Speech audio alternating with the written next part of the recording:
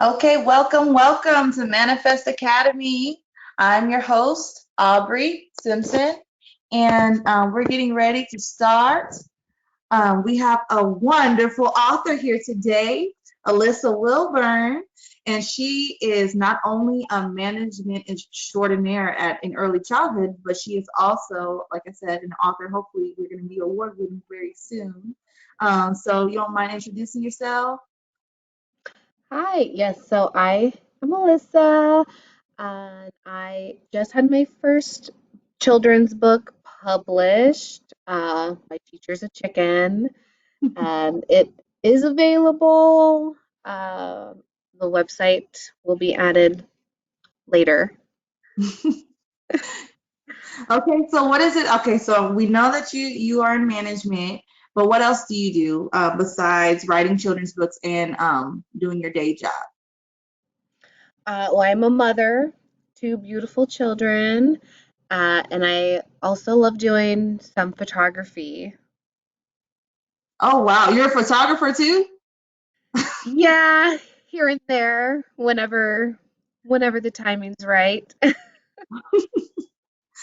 Wow. Okay, so why did you shift from your day job and photography into children's books? What made you make that switch?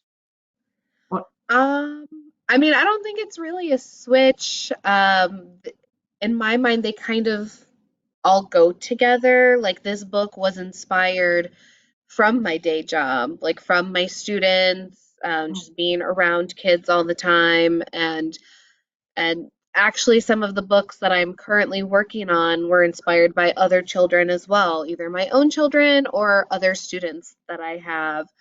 So for me, they kind of go hand in hand. Like I don't think I would have written this book if I wasn't in education and wasn't around children all the time. And um, now that I'm writing more, I'll still continue with education just because that's where a lot of my inspiration comes from. Yeah. So you were telling me before, like there was a whole story behind the book. Like you had walked in one day and the kids had said something. So like, you mind sharing that story a little bit? Yes, absolutely. I love telling this story. So the story behind this book, like what inspired me to write it, it was actually after nap time. My kids were waking up. We have snack after nap, so I was getting snack ready, and some of my students were taking a little bit longer putting their blankets and stuff away. So I was trying to scare them or like surprise them. So I just popped up and I was like, "What are you guys doing?" And one of the little girls was like, she's like, "Oh my goodness, Miss Alyssa." She's like, "You're like a chicken. You just popped out of nowhere." And I'm like, "That's not what chickens do." Like in my head, I was like, that was such a weird thing to say, but I was like, it was kind of funny, and I was like, the kids are kind of laughing. I was like, but that's, I was like, all right, what do we do in this moment? Because I don't know chickens that just pop out of nowhere. So I was like, you know what? We're gonna turn this into like a super funny moment and go crazy with it. And so I was like, if I was a chicken, I would go bark, bark, bark, and move my head from side to side. And I'm like walking around the classroom, like bobbing my head at all the kids, and they're cracking up. So I was like, all right, let's get this going. This is a good way to wake up. And um, I don't know, one of the kids started saying something, but I couldn't understand like what he was saying. So then I just started like throwing other animals out there, like, oh, what if I was a dragon? And I was like, dragons breathe fire and roar. And one kid was like, no, no fire. Water puts out the fire. And I was like, okay. I was like, no fire. We'll stay away from that. No fires in the classroom, right? Yeah. And so then in that moment, I was like, oh my gosh, this would be such a cute book. So I'm like saying things to them, and they're kind of going off the direction of where I want the book to go. Like one kid's like, "You're Batman," and I was like, "I can't write that. That's a licensing." That is out of reach for me. I was like, I am not Batman. So I tried Wow. to like bring them back in, and I'm like, okay, well, what if I was this animal? And they were kind of getting into it, and then I kind of lost them a little bit. And I'm like, all right, you guys eat your snack. I was like, I need a piece of paper. I got to write all this down. I'm going to write a book right now. And I did. Oh my gosh. That's such a Yeah. beautiful, beautiful story. Like that's what I love it. And that's just so you because when I met you, we were working at the same place in pre-K and you came in with a big smile on your face and I'm like, okay, I'm supposed to train her. I mean, not because, you know, it's not you're an awesome teacher. You really are. And I'm like, Thank hi, you. with his degree from what is it? How do you say that? Pima? Is it Pima? Yes. So I originally started going to Northern Arizona University, but that was away from where I was living, so I had to leave my job. And just being there even for a year, I was like, I love what I'm doing, but there has to be a way for me to finish my education and get a teaching degree without being away from the classroom and the school that I want to be at. So I went back after a year, and it is pronounced Pima. I just Pima. did online classes. I was like, it's more important to me to be in the classroom, to be with the children. I'm still going to learn. I'm still going to do all the trainings. I'm still going to take Right. all the classes. So it took me a little bit longer to finish my degree just because I was more focused on being at work and being a mom. Wow. So the thing is that I'm sorry, I'm trying to sorry. Pima, is that in Arizona? You said it was is Tucson, Arizona? Yeah. Yeah, and that's where I'm from. Not So anymore. I'm like trying to invite people at the same time. So okay, so why did you move to San Antonio? Like what made you make that shift? I mean, I know that's a little bit of a shift. So what made you do that? So I'm not a big fan of change. I like to do things very consistently. Um, but on the other hand, I also do like to try new things.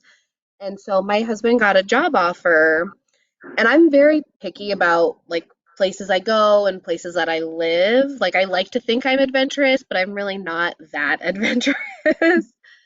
So he got a job offer, and he told me, he's like, it's in San Antonio. And I said, you know what? I've been to San Antonio before. My family, like my mom grew up in Texas. I've been coming to Texas ever since I was a kid. I said, if that's the job that you want, I can live in San Antonio. We'll make that work. That is a place that I can be at. Of all the other random places in the world that he comes up with, like, hey, let's go here and I'll do this job there. And I'm like, no, I don't want to live there. Um, so that's how it was. It was on both of our parts. He got the job, and I agreed that that was a place I could live. Wow. Well, the beauty of everything is that you're like I said, when I met you, you've always been this supportive person. You've always looked at the positive side of everything. And most women weren't like, oh, you know what, we're gonna go ahead and go to another state or go to another city. Yeah. You were very supportive with that. And even in your classroom, most, not even most, but some teachers when it's nap time, it's like, okay, it's the second half of the day. I came here at 6 in the morning, especially in Yeah. childcare, and it's 2 o'clock, and I gotta get these kids up. Where it's 6:30, where it's 5 o'clock, and Yeah. you and was like, you know what? We're gonna make a game of this. Let me see how many kids I can wake up with this sound. And you got the kids to engage with language. You got the kids, starting to pull those um pull those ideas out of their minds and everything. And yes, you created a book, and that's wonderful. I mean, out of it, like, you're the one. during nap time, I'm over here trying to train you and you're training me. And I'm like, okay, well, they have to be laying down. They have to be laying down. You're like, why? Why do they have to be laying down? Well, since it's nap time, you might, and they don't want to go sleep, might as well read a book, and you started handing books to all the kids, and I come in and books are, well, not Yep. everywhere, but ones with a book. And I was like, well, looks like nap time is over. Oh But yeah. it you gotta take what does Mary Poppins say? A spoonful of sugar, helps the medicine go down, right? So Yep. giving those kids that life in the classroom, even though you're tired, makes you want to develop new ideas. So Mhm. I mean, I appreciate you for that. I appreciate you for coming on. And I did have another question. So with COVID going on, positivity can be very slim now. So how do you help parents cope with um, the COVID crisis going on with their kids, trying to get them to learn, trying to get them online, trying to Yeah. do the housework and the dishes, and trying to take care of work. So if you have work, you got home, you got school, and then if you have multiple kids, it's everywhere.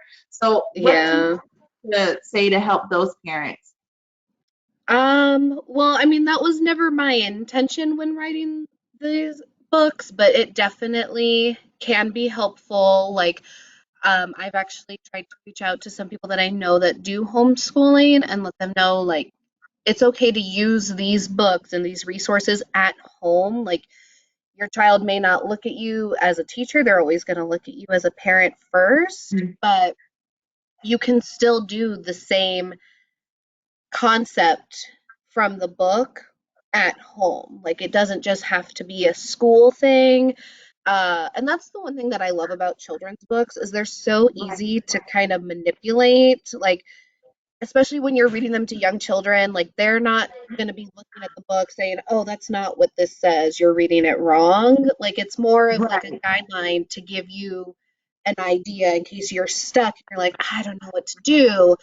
This book could be like, oh, well, this is what they're doing in the book. How can we do it here? Let's do it here and make it fun and add more to it and do it our own way. Um, so yeah, just a lot of expanding ideas and Yes. you don't have to get so stuck into, oh, well, this is what the book says, so we have to do it this way. Yeah, I mean, like you said, we always have to be evolving, and I think a lot of us, as whether you're an educator or a parent, it's like, no, it has to go this way. It has to have this. It has to be like this. And it's Yeah. crazy how things don't go our way. Even before we got on, nothing was going the way it was supposed to. But we got to be flexible. We got to be positive. Mhm. It's even though it wasn't intended for a moment like this, you're Yeah. still, whether it's homeschooling. I mean, I saw, I teach my 4-year-old who's starting to learn how to read, and I know he would crack up with the pictures in the book and some of the words, oh, chicken, chickens are funny. Do they pop out so I can see them popping through the door like a chicken? You Yeah. know, it's just a beautiful thing. So you have provided an activity for everyone. Hopefully everything works right. Things have been popping up on my screen. So hopefully it's gonna do what it's supposed to do. But you provided an activity. You mind sharing what the activity is? Yes. So we created a lesson plan that touches on multiple subjects that can be used with the book, like math, and I think there was like a writing one and some more expanded literacy. And then we also created a really fun art project that I'm gonna get to do at a daycare center in a month, where the kids get to create kind of like a self-portrait and make themselves a penguin, which, if you haven't read the book yet, there is a penguin, or there's actually a bunch of penguins. The kids act like penguins in the story. So it's just a way to bring that out and make it more relatable to them. Like they get to create and be their own penguin, like in the story. Um, so we're going to be making penguin puppets, turning the kids into penguins and making little puppets for them to play. And then it's going to be small enough and handheld enough that they can use them while they're doing the movements, because there is a lot of movement involved with this book, which was also intentional. Right. I wanted it to be an interactive thing that like the kids aren't just sitting there trying to pay attention, they're involved with it. So this activity, like when you go back and reread it, like, okay, everyone get your penguin out and how does a penguin move, or however you want to use it. Yeah, and I liked how we didn't put this on the actual lesson plan, but as you were talking, you were saying you were getting them up from nap, and that is an Oh yeah. awesome transition activity from nap time or from going from center to not center to well yeah maybe center to center. Okay, we're Maybe. gonna rotate from center to center like penguins or like lions. That I mean I like that as a transition activity as well.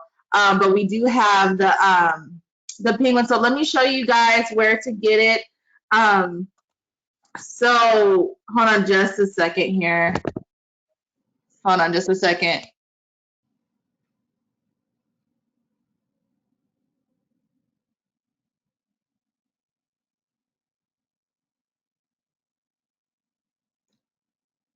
So sorry about that. I had some like technical issues.